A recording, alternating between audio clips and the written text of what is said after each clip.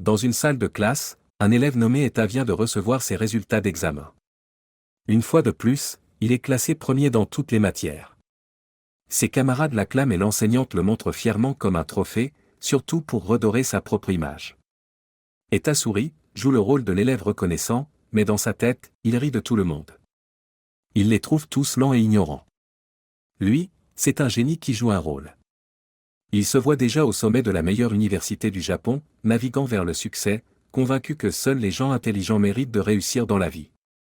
À ses yeux, si les autres savaient à quel point il est brillant, ils feraient la queue pour apprendre comment ne pas être idiot. Plus tard, alors qu'il quitte la classe, une fille l'arrête pour lui demander de l'aide pour réviser. Le problème, c'est qu'elle sort avec Alima. Un gars au tempérament explosif, connu pour régler les problèmes à coups de poing. À peine Eta a-t-il mis un pied dans le couloir qu'Oshima surgit et lui donne un coup de poing violent dans le ventre, sans prévenir. Eta, sonné, trouve ça absurde de se faire frapper pour une chose aussi ridicule. Il évalue Oshima mentalement, gros muscles, petit cerveau, comme un gorille en colère qui a appris à hurler avant de réfléchir. Essayant de ne pas aggraver les choses, Eta dit qu'il fera plus attention et commence à s'éloigner. Mais avant qu'il n'ait fait quelques pas, Alima le frappe de nouveau et lui ordonne de s'agenouiller. Eta, calculant son prochain geste, juge que ça ne vaut pas la peine de se battre. Alors il s'exécute. Dans sa tête, ce n'est rien. Qu'il laisse l'imbécile croire qu'il a gagné. Pour l'instant. Car Alima a peut-être de la force. Mais c'est Eta qui survivra dans le vrai monde.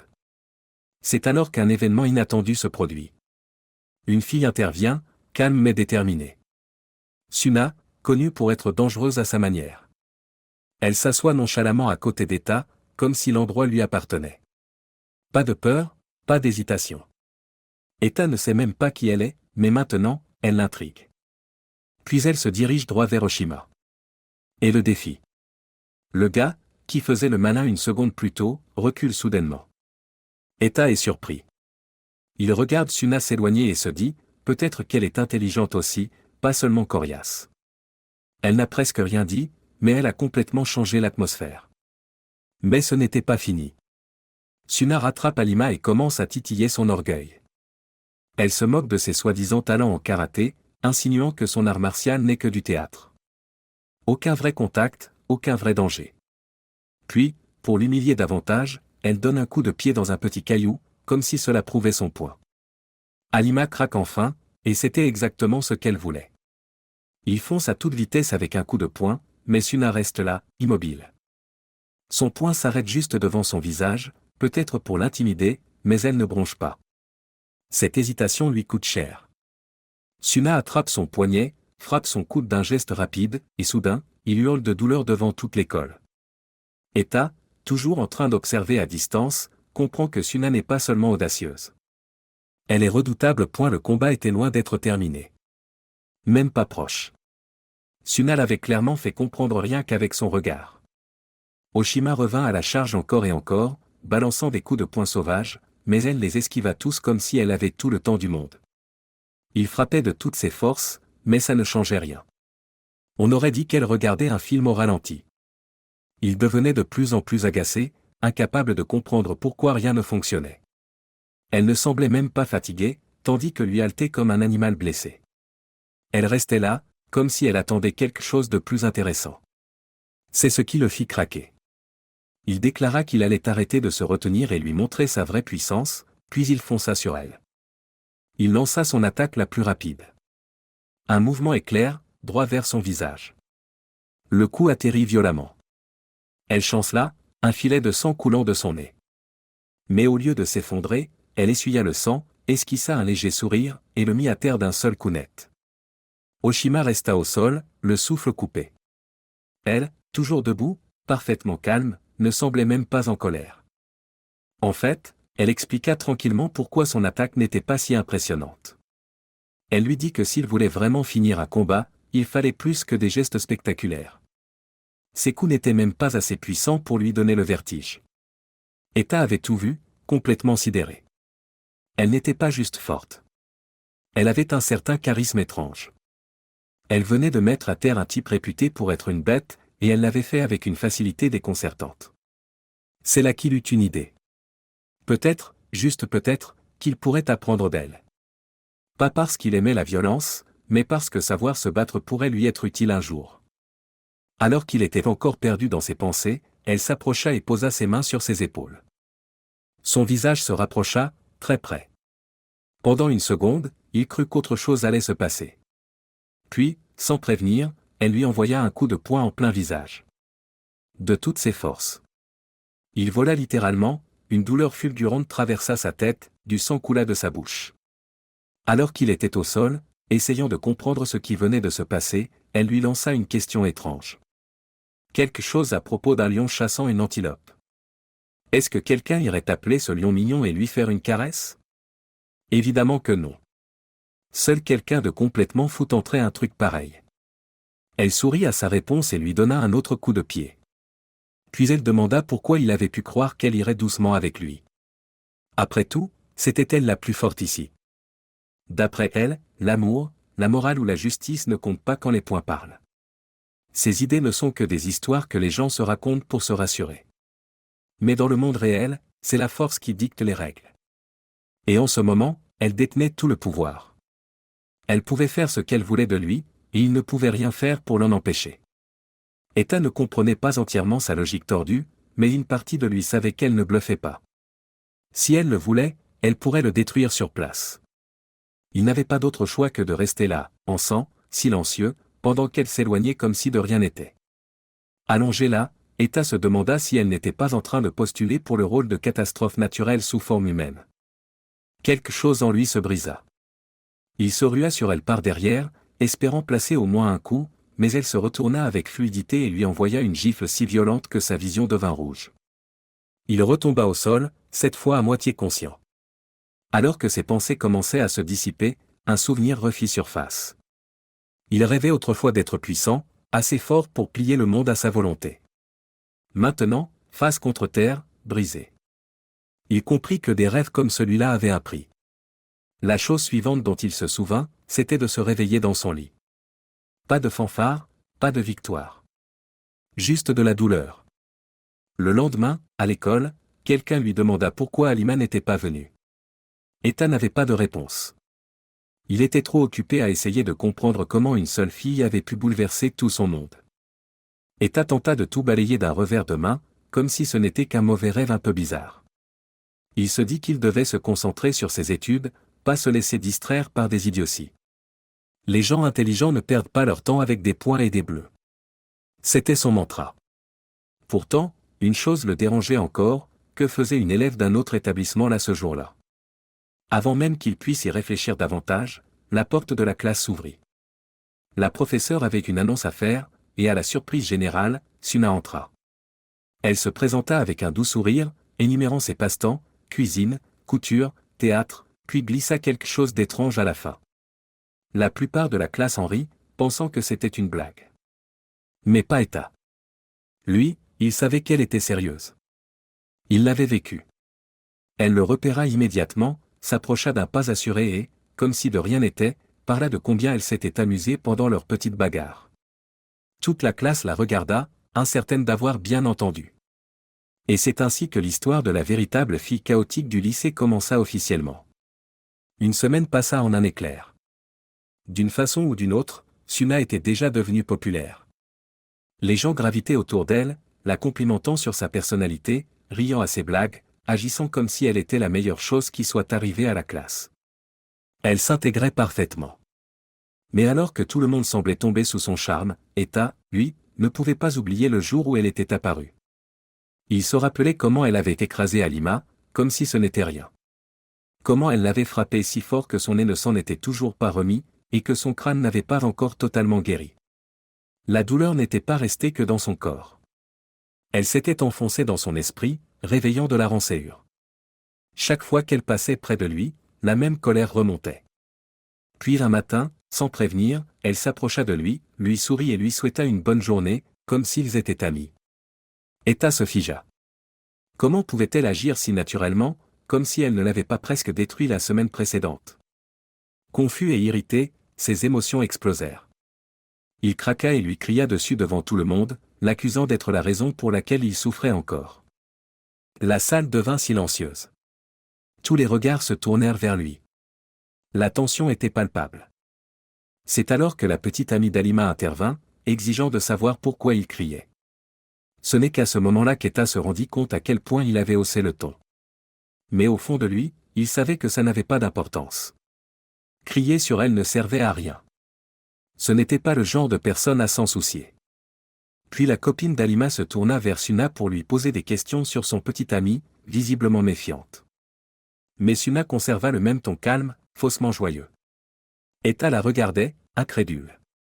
Faisait-elle semblant de ne pas comprendre, ou bien elle s'en fichait vraiment de ce que les autres pensaient? Il ne voulait pas être entraîné dans ces histoires. Il voulait juste rester loin d'elle. Après l'école, il prit le train pour rentrer chez lui, espérant que la journée était enfin finie. Mais à sa grande surprise, elle était là, dans le même wagon. Il l'observa discrètement depuis l'autre extrémité. Une part de lui était agacée, mais une autre était curieuse. Où habitait-elle? Quelle vie menait-elle en dehors de l'école? Quel genre de foyer avait pu élever quelqu'un comme elle? Alors que ses pensées commençaient à dériver, le train s'arrêta. Elle descendit. Il ressentit un soulagement, pendant une seconde. Mais sa curiosité prit le dessus. Il la suivit. Elle se dirigea vers un quartier commerçant animé, pas vraiment un endroit habituel pour une lycéenne, et toute seule. Eta la suivit à distance, perdue dans ses pensées, jusqu'à ce qu'il heurte soudainement une autre fille. Mauvais timing. Et encore pire chance. Et sa boisson se renversa entièrement sur la jupe de la fille. Elle paniqua immédiatement, criant à quel point elle avait coûté cher, exigeant qu'il paie les dégâts. Eta tenta de s'expliquer, c'était un accident. Mais avant même qu'il puisse finir, quelques types à l'allure louche, à proximité, entendent toute la scène et s'approchent. Ils ne cherchent pas à comprendre ce qui s'est réellement passé.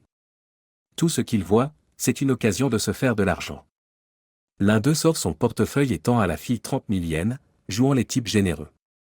Un autre dit à Eta qu'il a de la chance aujourd'hui, mais que s'il ne peut pas payer la prochaine fois, ce ne sera pas une facture qu'il recevra, mais bien pire. Eta reste là, confus et agacé. Il n'arrive pas à croire qu'il fasse tout un drame pour une boisson renversée. Il se dit que ce sont probablement les personnes les plus stupides qu'il ait jamais rencontrées. Mais il sait aussi qu'il ne peut rien faire. Il n'a ni la force de se battre, ni de plan pour s'en sortir. Il dit qu'il paiera le reste plus tard, mais il se contente de rire, comme si c'était une blague. C'est à ce moment-là que Suna apparaît, debout un peu à l'écart, les bras croisés, juste en train d'observer. Eta se demande si elle est là pour l'aider, ou juste pour profiter du spectacle. Sans dire un mot, elle bouge soudainement. Elle fonce comme un missile et plante violemment son genou dans le visage d'Eta. Il vole en arrière, du sang coulant de sa bouche, s'écrase contre la bande de voyous comme une boule de bowling renversant des quilles. Étourdi, Eta la fixe, complètement perdue. Pourquoi l'a-t-elle frappé lui, au lieu des types qui le menaçaient? Il commence à remettre toute sa vie en question. Peut-être que pour elle, l'amitié, ça veut dire KO et coup de poing gratuit. Elle hausse les épaules et dit qu'elle visait à le mettre KO direct, mais que ça n'a pas tout à fait marché. Eta tient son nez, se demandant si être son ami signifie vivre dans la peur constante. Avant qu'il puisse dire quoi que ce soit, elle lui attrape la main et le tire pour partir. Mais les types n'en ont pas fini. L'un d'eux s'avance et attrape le t-shirt de Suna, lui demandant si elle est vraiment avec Eta. Puis il fait un commentaire dégueulasse sur son apparence et lui propose un « petit boulot » douteux pour l'aider à rembourser la dette de son petit ami. Elle le fixe sans rien dire. Et soudain, elle lui envoie un coup de coude brutal en plein visage. Son nez se brise immédiatement, le sang gicle alors qu'il tombe en hurlant de douleur. Elle explique calmement que c'est le meilleur moyen de faire taire quelqu'un. Puis elle lui donne un conseil, attraper quelqu'un par le col, c'est une idée stupide, parce que ça te laisse complètement à découvert. Le reste du groupe se jette sur elle, mais elle les met tous au sol un par un. Comme si elle avait fait ça des centaines de fois. En quelques instants, la ruelle est remplie de types gémissant de douleur. Eta regarde, stupéfait. Il plaisante intérieurement en se disant que si on lui donnait $1 pour chaque voyou qu'elle vient de démolir, il pourrait enfin rembourser sa dette. Mais non. Il ne fera pas ça. Puis Suna se tourne vers la fille à la jupe tachée, celle qui avait accusé Eta. La fille la supplie de l'épargner, en disant qu'elle est une femme. Mais Suna s'en fiche. Elle la frappe aussi fort que les autres, puis dit quelque chose à propos du fait que l'équité signifie pas d'exception. Etta est figé. Il vient de la voir démolir 4 personnes sans même transpirer. Mais ce n'est pas seulement sa force, c'est ça, le plus effrayant. C'est la façon dont elle agit comme si tout cela était complètement normal. Comme si se battre faisait simplement partie de la vie quotidienne. Puis elle se tourne vers Etta. Il recule immédiatement, prêt à se défendre, pensant qu'elle va encore le frapper. Mais au lieu de ça, elle le regarde, confuse, et lui demande pourquoi il agit comme ça. Elle dit qu'elle ne va pas le frapper. Il lui crie dessus, lui demandant pourquoi elle l'a fait la dernière fois. Elle lui répond simplement, avec la voix la plus douce et calme du monde, parce qu'on est amis. 3 types amochés débarquent, tremblants, couverts de bleu, et se plantent devant leur chef, Shaji. Il est là, détendu, avec son air arrogant habituel, les pieds sur la table, une fille assise à côté de lui. Mais leur arrivée casse son ambiance, et ça se voit qu'il est déjà agacé, même avant qu'il commence à parler. Quand il lui raconte ce qui s'est passé, il a l'air perdu. Ils lui disent qu'une lycéenne les a tous mis au tapis. Au début, Shaji pense qu'il se moque de lui, ça semble trop idiot pour être vrai. L'un d'eux jure qu'elle n'était pas normale. Il dit qu'elle lui a cassé le nez comme si ce n'était rien. Shaji les fixe, comme s'il n'arrivait pas à croire ce qu'il entend. Puis, comme si l'air devenait soudain étrange, la fille à côté de lui se met à tousser, probablement pour attirer son attention. Shaji s'en fiche. Sans prévenir, il la gifle violemment au visage, l'envoyant valser à travers la pièce comme si elle était faite de papier. Personne ne dit un mot. Tout le monde reste figé, silencieux. Puis il devient sérieux. Il dit qu'il faut capturer cette fille. D'après lui, c'est le seul moyen de réparer ce qui s'est passé. Il parle d'elle comme d'un simple problème à gérer. Pire encore, il évoque l'idée de se faire de l'argent avec elle, en la filmant comme si c'était un plan de génie. L'un des gars paraît mal à l'aise, soulève l'évidence, c'est un crime grave. Mais Shaji rit. Il le traite de faible, accuse la jeunesse d'aujourd'hui d'être trop douce. Il dit que les mecs devraient aller à la salle, prendre du muscle, et arrêter de faire les fragiles. Pour lui, la force résout tout. Et dans sa tête tordue, avoir du pouvoir, c'est pouvoir tout prendre, surtout à ceux qui ne peuvent pas se défendre. Puis, comme si de rien n'était, il leur dit de venir à la salle de sport le lendemain. Comme si c'était un rendez-vous banal, dans son agenda. Le lendemain, après les cours, Setsuna vient de nouveau parler à Etta. Elle l'invite tranquillement à déjeuner avec elle. Il essaie de refuser, mais ça ne marche pas avec elle. Elle lui tend le déjeuner qu'elle a préparé, rempli de toutes sortes de plats. La boîte ressemble à un bento prévu pour une randonnée, pas pour une simple pause déjeuner au lycée. Etta ne peut s'empêcher de fixer la boîte, se demandant si elle s'entraîne en secret pour une compétition de culturisme. Suna lui dit juste que les protéines aident à guérir plus vite, comme si c'était la chose la plus normale au monde. Puis elle lui tend la nourriture sans attendre de réponse. Alors qu'il mange, Etta décide enfin de poser la question qui le hante. Il veut savoir, est-ce qu'ils mangent ensemble parce qu'ils sont vraiment amis? Elle répond oui, sans hésitation. Mais il insiste un peu. Après tout ce qu'elle lui a fait, comme le frapper sans raison, pourquoi lui? Il y a des gens bien plus forts que lui. Elle répond simplement que ce n'est pas la force qui décide qui sont tes amis. Puis elle commence à expliquer davantage, mais s'arrête en plein milieu de sa phrase. Etta reste là, suspendue à ses mots, se demandant ce qu'elle allait dire. Elle laisse échapper un petit rire, et l'instant s'efface doucement. Mais avant qu'il puisse obtenir une réponse, la copine d'Oshima surgit, toujours aussi joueuse, se moquant de la tension dans l'air. Etta l'ignore, essayant de rester concentrée. Suna intervient, sérieuse et calme. Elle lui rappelle que ce n'est pas une question de force ou de faiblesse, mais de savoir tenir bon et reconnaître quand il faut se battre. C'est ça qui compte vraiment, pas les muscles, ni les bagarres de rue. Un van est garé silencieusement près du mur de l'école, moteur éteint, parfaitement camouflé. À l'intérieur, les membres du gang commencent à douter. Le plan est simple, attraper Suna. Mais l'un d'eux commence à paniquer, conscient qu'ils franchissent une ligne très dangereuse. Il parle des combines douteuses de Shaji, comment il piège des filles dans de faux boulots, amoureux, et les garde sous contrôle si elles ne peuvent pas payer. Ils ont entendu des histoires sur ce qui arrive aux filles qui essaient de fuir. Personne n'en parle jamais vraiment, mais maintenant, c'est clair, Shaji règne par la peur et les poings. L'ambiance dans le van devient lourde. Quelqu'un craque et lâche, et si on foire? Et si Shaji se retourne contre nous? Le conducteur s'énerve et leur crie de se taire. C'est alors qu'il la voit, Suna, marchant seule. Plus de discussion. Ils ouvrent brusquement les portes et foncent sur elle. En quelques secondes, ils l'attrapent, la jettent dans le van et démarrent à toute allure, ignorant les témoins. Ils croient avoir gagné, jusqu'à ce que, sans prévenir, l'un d'eux soit projeté hors du van comme un jouet à ressort cassé. La fête s'arrête net. Pendant ce temps, le téléphone de Shaji sonne. Il sourit, s'attendant à une bonne nouvelle, mais ce n'est pas le gang. C'est elle. C'est Suna. Calme, comme si elle avait tout son temps. Elle lui dit qu'elle vient en personne. Il est pris au dépourvu, essayant de comprendre si c'est bien la même fille qui a mis ses hommes à terre. Son rire résonne dans le téléphone, tranchant et sans peur. Shaji perd son sang-froid et commence à la menacer, impliquant même sa famille. Il dit qu'elle travaillera pour lui, qu'elle le veuille ou non. Mais elle ignore ses menaces et lui demande s'il cherche vraiment une bagarre, et s'il veut jouer au chef, il devrait au moins avoir la décence de donner son nom. Ça le pique. Shaji déteste qu'on lui parle de haut, surtout une femme. Il raccroche avec un sourire tordu, déjà excité par ce qu'il pense être un nouveau jeu. Dans sa planque, Eta est déjà là, ligoté et paniqué. À peine diplômé, et il se retrouve dans la tanière d'un gangster, en sueur, au bord de la crise. Il fixe Shaji, qui ressemble plus à un méchant de film qu'à une vraie personne. Eta lâche que ce type n'est bon à rien, à part jouer les petites frappes. Shaji, accoudé tranquillement, l'ignore d'un air blasé, mais calculateur.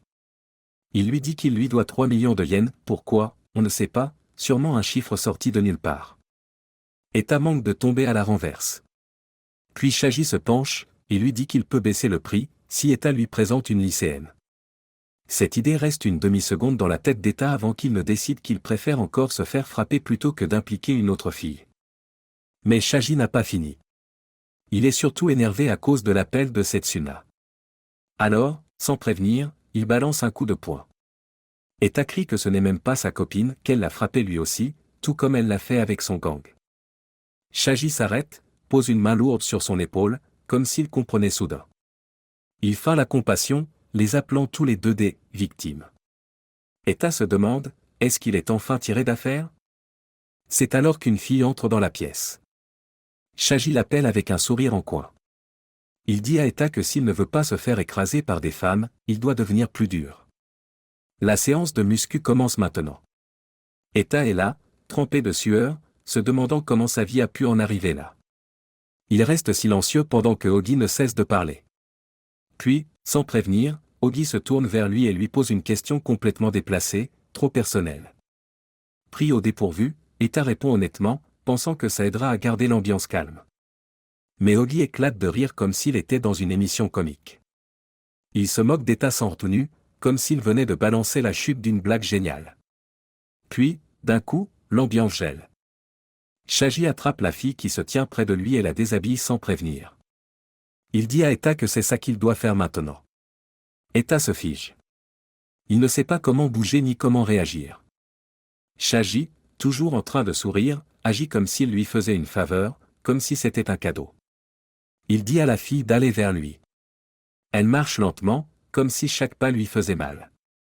Eta est figé, son esprit tourbillonne. Est-ce que c'est réel? Est-ce qu'on lui ordonne vraiment de faire ça? Mais soudain, il remarque quelque chose. Les bras de la fille. Ses jambes. Couvertes de marques. Des bleus qui en disent plus que n'importe quel mot. Elle a visiblement traversé des choses que personne ne devrait vivre. C'est là qu'Eta reprend ses esprits. Il lève doucement la main pour l'arrêter, lui dit que c'est bon. Qu'elle n'a pas à faire ça. Joji penche la tête, confus, et demande ce qu'il fabrique. Eta reste ferme. Il dit qu'il ne le fera pas. Pas par idéologie ou grand principe. Juste parce que ça lui semble mal. Personne ne devrait être forcé à faire ça. Point. Ogi le regarde comme s'il parlait une autre langue. Même la fille semble choquée. Comme si c'était la première fois que quelqu'un disait non. Shaji ricane et se moque de lui, disant qu'il fait le dur maintenant, mais que ça ne veut rien dire. Il part dans une tirade bruyante sur son « business », un endroit rempli de clients qui paient pour des choses dont personne ne devrait être fier. Il se vante comme s'il gérait un club VIP, mais tout le monde sent que c'est profondément tordu. L'air devient lourd. La fille rit nerveusement, sûrement terrorisée à l'idée de ce qui pourrait lui arriver si elle ne joue pas le jeu. Ogi continue de provoquer Etta, essayant de le briser. Mais quelque chose change en Etta. Sa poitrine se serre, ses poings se ferment. Toute la peur se transforme en feu. Il se rappelle que ceux qui font du mal aux autres ne devraient pas s'en sortir comme ça. Et soudain, sorti de nulle part, Etta balance un coup de poing de toutes ses forces. Sans prévenir. Sans hésitation. Juste de la rage pure. Son poing frappe Shaji en plein visage. Il vole en arrière et s'écrase au sol, comme si quelqu'un venait de couper les fils d'une marionnette. La pièce devient silencieuse. Etta reste debout, haletant, l'esprit en vrac. Le monde tourne autour de lui. Mais une pensée perce à travers le chaos. Elle a finalement réagi après avoir tout subi. Mentir, être écrasé, quelque chose à l'intérieur a craqué. Il a craqué. Et maintenant, avec ce coup qui résonne encore dans la pièce, il ressent quelque chose qu'il n'a jamais ressenti auparavant. La liberté. Pas la bonne liberté, mais celle qui vient quand on arrête de se soucier. Ce n'était pas juste une réaction, non. C'était le résultat d'années à tout retenir, qui ont explosé en un seul geste. Il ne se soucie même plus des conséquences. Il n'a plus peur, il ne remet rien en question. Même quand Ogi le plaque au sol et commence à le frapper comme une machine enragée. Akita le ressent à peine. Son cerveau coupe la douleur. Son corps est en train de se faire détruire, mais son esprit est ailleurs. Quelque part calme. Joji continue de frapper, hurlant comme un maniaque, sur comment Akita a perdu le contrôle, sur comment il savait qu'il était plus faible et a quand même osé réagir. Il traite cela de stupide, d'imprudent. Il dit même qu'il va le frapper encore et encore juste pour prouver un point. Mais avant qu'il ne puisse aller plus loin, quelque chose le fait s'arrêter. Quelqu'un d'autre est entré dans la pièce, c'est Suna. Shoji sourit lorsqu'il la voit, comme s'il venait de trouver un autre jouet à briser. Il la provoque, clairement en train de savourer le moment. Akita, à peine conscient, entend son nom et tente de se concentrer. Voir son visage ravive quelque chose, une petite étincelle. Suna le voit, ensanglanté et brisé, et son visage change. Le feu habituel dans ses yeux devient froid et tranchant. Choi se moque d'elle de se soucier. Il lui dit de supplier si elle veut le sauver, mais elle ne fait pas ça. Elle le fixe simplement. Pas de peur, pas de tremblement. Elle n'est pas là pour discuter. Elle est là pour en finir. Cela efface le sourire de Shoji. Il enlève sa chemise comme s'il s'apprêtait à se battre dans un mauvais film d'action. Toute cette énergie de dur à cuire qui se dégage de lui. Il se souvient de comment elle a écrasé son équipe avant et se promet de ne pas refaire la même erreur. Il est prêt à y aller à fond, mais elle est déjà en mouvement. Suna ne perd pas de temps. Ses coups arrivent vite et fort. Pas de mouvement sophistiqué. Juste de la pure technique. Avant qu'il n'ait le temps de réagir, elle attrape sa tête et la plaque contre son genou avec une force brutale. Mais Ogi n'est pas juste un petit voyou. Il a beaucoup combattu. Il a appris à lire les mouvements. Ses contre-attaques, après avoir été secoué, il trouve enfin son moment avec un coup puissant. Il repousse Suna. Elle tombe lourdement au sol. Akita, à peine capable de lever la tête, la regarde avec horreur, la peur s'insinuant en lui en la voyant blessée. Shoji se tient droit, respirant fort, agissant comme s'il venait de gagner le championnat du monde. Il marche lentement vers elle, confiant, déjà en train de penser à son prochain coup, mais Suna n'a pas dit son dernier mot. En un éclair. Elle se déplace et enroule ses jambes autour de sa taille, le tirant vers le bas avec une prise nette. Shoji ne comprend même pas ce qui se passe, mais elle, si. Elle sait exactement comment contrôler le combat. Avec lui pris en dessous, elle se redresse, calme et concentrée, en nouant ses cheveux comme si elle venait de commencer. Puis elle décharge chaque coup, chacun comme un marteau. La position dans laquelle elle se trouve, en contrôle total, est une domination pure. Ogi est coincé. Il peut se débattre, se tordre, essayer de la repousser, mais c'est futile. Ses poings continuent de s'abattre, rapides et contrôlés. Il n'y a aucune issue. La plupart des gens ne comprennent pas à quel point cette position est mortelle. Ce n'est pas un combat équitable. C'est un contrôle total, et Suna l'utilise avec une précision parfaite. Ses frappes ne sont pas sauvages. Elles sont précises. Elle lui montre ce que cela signifie être surpuissant, être impuissant. Ogi, qui quelques instants auparavant se croyait roi de la pièce, ressemble maintenant à quelqu'un qui se noie sous un torrent de poings, et pour la première fois, il a peur. Joji commence à penser qu'il a peut-être besoin d'un véritable redémarrage de sa vie, un nouveau nom, une nouvelle ville, peut-être même une autre planète, mais rien de tout cela n'a d'importance pour l'instant. Il est coincé, sans issue. Son corps semble lourd et son esprit est trop embrouillé pour se concentrer sur une quelconque manœuvre d'évasion sophistiquée. Il existe des façons de sortir de prise comme celle-ci, mais pas quand ton cerveau est secoué par des coups constants. Il est cloué au sol.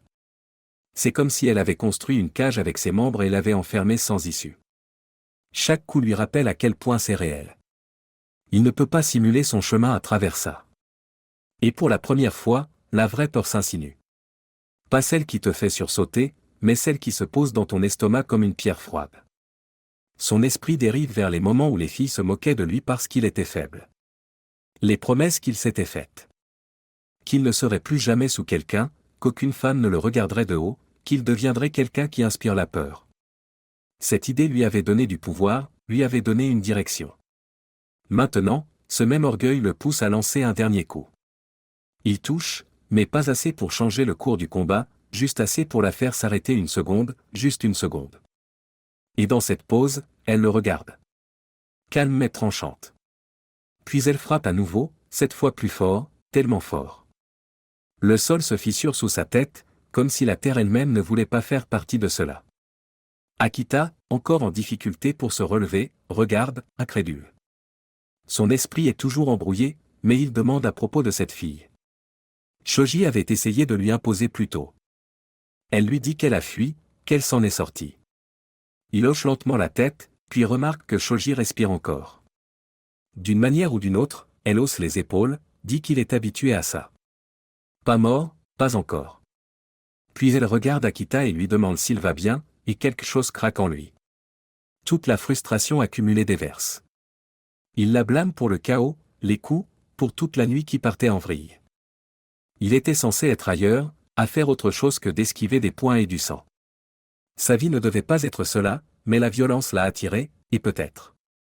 Peut-être que ce n'est pas si mal, parce que même dans tout ce gâchis, il a eu un coup propre, un point qui semblait juste, mérité. Puis il se tourne vers elle et lui dit qu'il veut apprendre à se battre, pas pour la gloire, pas pour la vengeance. Juste pour pouvoir se tenir face à elle un jour, juste pour ne plus être petit. Elle ne dit pas grand-chose, juste un sourire. Elle l'attire dans une étreinte.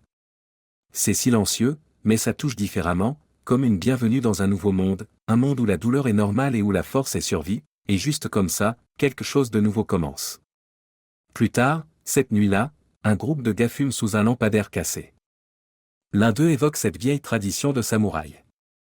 Autrefois, c'était une coutume où les guerriers cherchaient des combats aléatoires juste pour prouver qu'ils étaient les meilleurs. Les autres rigolent.